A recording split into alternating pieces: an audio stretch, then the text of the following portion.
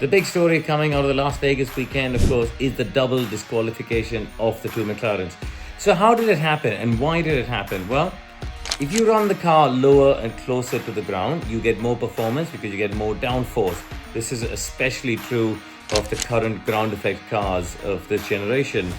But if you run the cars too low, you wear out this part of the car called the plank that sits underneath the car. Now, there's a regulation that you have to have a minimum of 9 millimeters of depth on the plank all the way through at the end of the Grand Prix. McLaren were found to have been below that tolerance by just 0.2 of a millimeter, which is, you're talking about a hair's width really, so a tiny margin, but that's enough in Formula One to get you disqualified. They just miscalculated it. They didn't have enough running and free practice to gather the data.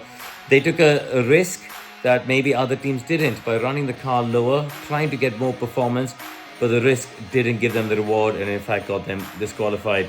In Austin a few races ago, when they didn't have the data from the sprint after the double crash, they lifted the car up and they gave away performance. So maybe that was in the back of their mind as they were taking the calculations in mind for the Vegas race.